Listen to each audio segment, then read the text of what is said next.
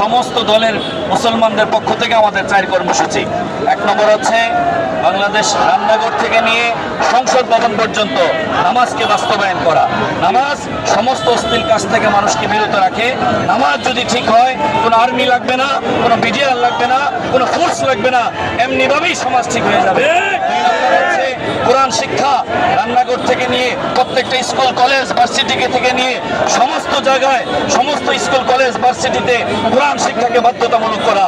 আজকে বাংলাদেশে 33 লক্ষ মুসলমান, 33 লক্ষ যুবক এসএসসি পরীক্ষায় পাশ করছে, কিন্তু 33 জন কোরআন শুদ্ধ করে পড়তে পারে না।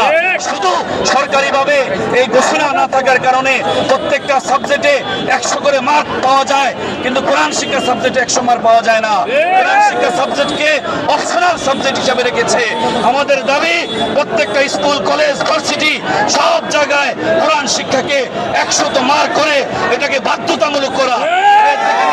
মাস্টার্স পর্যন্ত একটা ছোট্ট বাচ্চা যখন স্কুল কলেজ ভার্সিটিতে কোরআন শুদ্ধ করে পড়তে পারবে, ওই মানুষটার নামাজ ঠিক হবে, রোজা ঠিক হবে, জিকির ঠিক হবে, সমস্ত কর্মসূচি তার ঠিক হবে। এই জন্য আমাদের দাবি কোরআন শিক্ষাকে গোটা বাংলাদেশের প্রত্যেকটা স্কুল কলেজ ভার্সিটিতে বাস্তবায়ন করা। 3 নম্বর হচ্ছে তওবা। হাফিজ হুজুরের স্লোগান দিয়ে গেছিলেন, ওই হাফিজ হুজুরের স্লোগানকে বাস্তবায়নের জন্য জাতি যেভাবে গুনাহ করবে ওইভাবে তওবা করবে। 4 নম্বর ফিলিস্তিনকে মুক্ত করা, এই জন্য সমস্ত মুসলিম দেশগুলো ঐক্যবদ্ধ পোষণ করা। আজকে সমস্ত জিনিসের জন্য আন্দোলন হয়। আজকে 52 যখন ভাষা আন্দোলন শুরু হয়, আমার দেশের মুসলিম যুবকেরা যখন মাঠে নেমেছিল, ভাষা আন্দোলন কামিয়াব হয়েছিল।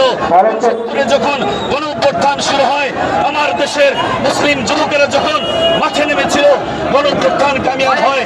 আজকে এই সমস্ত দেশের জন্য যদি গণ অভ্যুত্থান হয়, ইসলামী রাষ্ট্রের জন্য মুসলমান 99% মুসলমান রাষ্ট্রের মধ্যে কোরআন শিক্ষাকে, নামাজকে কেন বাস্তবায়ন করা হবে না? এই জন্য আমাদের দাবি হচ্ছে প্রাণের দাবি নামাজকে রাষ্ট্রীয়ভাবে ঘোষণা করা হোক। 4 নম্বর হচ্ছে ফিলিস্তিনকে মুক্ত করা, জাতীয় ঐক্য গঠন করা, ঐক্য গড়ে তোলা, বাইতুল মুকাদ্দাসকে মুক্ত করা, জাতীয় ঐক্য গঠন করা। ধন্যবাদ।